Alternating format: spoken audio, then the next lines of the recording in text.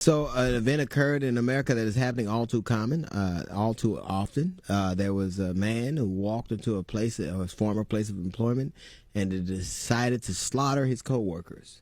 His name was Dwayne Craddock. He was a municipal worker in Virginia Beach, Virginia. He walked in and murdered 11 people. Now, it has taken me this long to respond, not because he was black, as has been said on my social media page. Is it because I have had this conversation over and over again? I knew he was black by the fact that he got killed. Generally, if they're white, they get apprehended. That isn't the point at all. My point is that all too often in America, we accept the notion that our freedom costs other people's lives.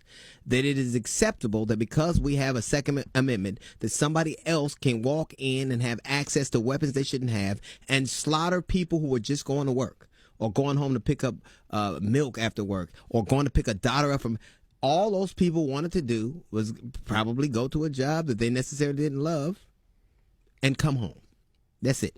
That's all any of us want to do. It's an amazing calculation that in America we seem to be okay with the fact that this happens so often that honestly you can't tell whether the flags are lowered or half-mast for this event or that one. More than 1 million Americans since the 60s have been slaughtered at the hands of other Americans. And it's funny, race does play a part. Not in the way you think it does, but imagine this. Imagine he had been, or she had been, a Muslim. Would America be this quiet? Is it who we're murdered by that decides how angry we are or how compassionate we are? We are so used to men and women being slaughtered in our streets and boys and girls being slaughtered in our streets, in our schools, in our synagogues, in our churches, that we don't care anymore. That because we'll be silent because we think that it'll tip our hand. We have a gun violence problem in America, and it's one that we're way, way too comfortable with. Now politicians don't even pray anymore. They don't even say things like our thoughts and prayers are with you anymore, because they know that God can't hear America over the sound of gunfire. It is illegitimate. It is disingenuous to pretend like we care anymore. If we did, we would do something about it. And I used to be angry at the politicians, but now that's wrong. They only do what we allow them to do. They only do what's important to us. We are accomplices. The American electorate has decided we'll be quiet while our brothers and sisters are slaughtered in the streets. We'll only get mad if they're from a foreign country or speak a different tongue, or have a different religion, or worship a different God. It only matters then. But the truth of the matter is those young men and women and boys and girls and sisters and fathers and brothers are dead, and their families will never see them again. And the American electorate has a lot to do with it.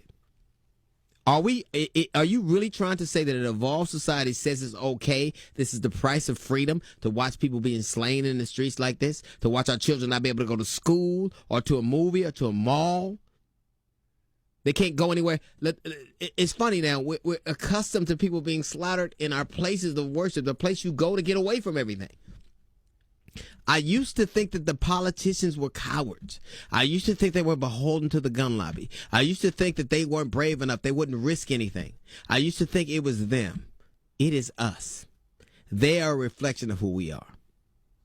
If this is happening every day, so often in America that we are numb to it, it is no longer them who we can call the cowards. It is us. It is cowardly to see what is going on in America and refuse to do something about it, when you would if he had a Muslim name.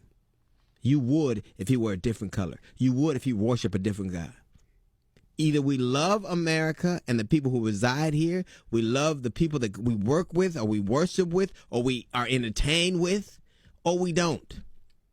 I think in America we have to decide, do we love guns or humanity? And right now, guns are winning. That's a little note from the GED section.